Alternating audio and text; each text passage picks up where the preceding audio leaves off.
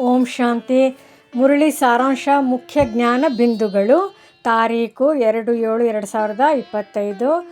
ಮುರಳಿಯ ಶೀರ್ಷಿಕೆ: ನೀವು ಡಬಲ್ ಅಹಿಂಸಕ ಆತ್ಮ ಸೈನಿಕರು ಶ್ರೀಮತದಂತೆ ದೈವಿ ರಾಜಧಾನಿಯನ್ನು ಸ್ಥಾಪಿಸುತ್ತಿದ್ದಾರೆ.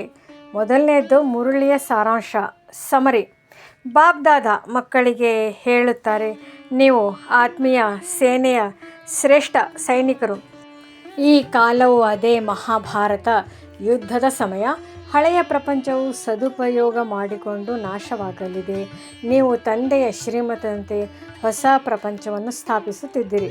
ಈ ಕಾರ್ಯ ಡಬಲ್ ಅಹಿಂಸಕ ಆತ್ಮ ಸೈನಿಕರ ಮೂಲಕ ನಡೆಯುತ್ತಿದೆ. ನಿಮ್ಮ ಕರ್ತವ್ಯ ಎಲ್ಲರಿಗೂ ಎಚ್ಚರಿಕೆ ನೀಡಬೇಕು.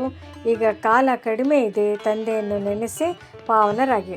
2ನೇ ಪಾಯಿಂಟ್, ಮುಖ್ಯ ಮುರಳಿ ಅಂಶಗಳು. ಅದರಲ್ಲಿ ಮೊದಲನೇದ್ದು, ನೀವು ಆತ್ಮೀಯ ಸೈನಿಕರು.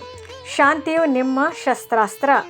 2ನೇದು, ತಂದೆ ಡಬಲ್ ಅಹಿಂಸೆಯೊಂದಿಗೆ ದೈವಿ ರಾಜ್ಯ ಸ್ಥಾಪನೆ ಮಾಡಿಸುತ್ತಿದ್ದಾರೆ. 3ನೇದು, ಇದು ಅದೇ ಮಹಾಭಾರತ ಯುದ್ಧ, ಆದರೆ ಆತ್ಮೀಯ ಯುದ್ಧ. 4ನೇದು, ಈ ಯುದ್ಧದಲ್ಲಿ ಪಾಪ ವಿಕಾರಗಳ ವಿರುದ್ಧ ಹೋರಾಟವಿದೆ. 5ನೇದು, ಪೂರ್ಣ ಭಕ್ತಿ ಮುಗಿದು ಈಗ ಜ್ಞಾನ ಕಾಲ ಅಂದರೆ ಸಂಗಮ ಯುಗ. 6ನೇದು, ಪ್ರತಿ ಮನುಷ್ಯನು ಪತಿತನಾಗಿದ್ದಾನೆ, ಪಾವನರು ಯಾರೂ ಇಲ್ಲ. 7ನೇದು, ಬ್ರಾಹ್ಮಣತ್ವವೇ ಶ್ರೇಷ್ಠ ಧರ್ಮ, ನಂಬರ್ 1 ಪುರುಷಾರ್ಥಿಗಳಿರುತ್ತಾರೆ.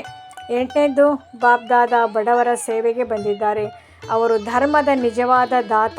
3ನೇದು, ಪವಿತ್ರತೆಯೇ ಪುರುಷಾರ್ಥದ ಮೂಲ, ಜ್ಞಾನದ ಮಾತುಗಳನ್ನು ಕೇಳಿ ಹೇಳಿ. 10ನೇದು, ಅಂತರಂಗ ಪುರುಷಾರ್ಥ, ಮನಸ್ಸಿನ ಪ್ರತಿ ಸಂಕಲ್ಪವು ತಂದೆಯ ಆಜ್ಞೆಗೆ ಅನುಕೂಲವಾಗಿರಬೇಕು. 3ನೇ ಪಾಯಿಂಟ್, ಧಾರಣೆಯ ಮುಖ್ಯ ಸಾರ. ತನು ಮನ ಧನವನ್ನು ಶ್ರೀಮತದಂತೆ ಸೇವೆಯಲ್ಲಿ ತೊಡಗಿಸಿ. ಕೆಟ್ಟದ್ದನ್ನು ಕೇಳಬೇಡಿ, ಕೆಟ್ಟದ್ದನ್ನು ಮಾತನಾಡಬೇಡಿ.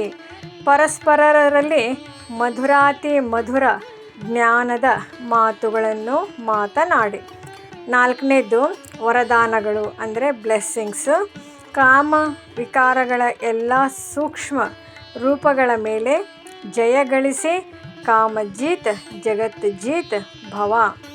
ಕಾಮವಿಕಾರದ ಸೂಕ್ಷ್ಮತೆ: ವಸ್ತುಗಳ ಮೇಲೆ ಆಸಕ್ತಿ, ವ್ಯಕ್ತಿಗಳ ಮೇಲೆ ಆಕರ್ಷಣೆ, ಸಂಬಂಧಗಳಲ್ಲಿ ಮೋಹ, ಸೇವೆಯಲ್ಲಿ ಹದ್ದಿನ ಆಸೆ. All are subtle desires. ಇವುಗಳ ಮೇಲೆ ಪೂರ್ಣ ಜಯ ಪ್ರಾಪ್ತಿ ಮಾಡಬೇಕು. 5ನೇದು ಸ್ಲೋಗನ್: ಹೃದಯದಿಂದ ಅನುಭವ ಮಾಡಿದವನೇ ದಿಲಾರಾಮ್, ತಂದೆಯ ಆಶೀರ್ವಾದಗಳಿಗನುಕೂಲವಂತನು.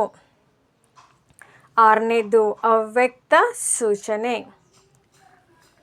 ಸಂಕಲ್ಪ ಶಕ್ತಿಯನ್ನು ಜಮಾ ಮಾಡಿ ಈಶ್ವರಿಯ ಸೇವೆಗೆ ನಿಮಿತ್ತವಾಗಿ ಮನಸ್ಸನ್ನು ಸಂಪೂರ್ಣ ನಿಯಂತ್ರಣದಲ್ಲಿ ಇಟ್ಟು ಸೇವಾ ಸಂಕಲ್ಪಗಳಲ್ಲಿ ತೊಡಗಿಸಿಕೊಳ್ಳಿ.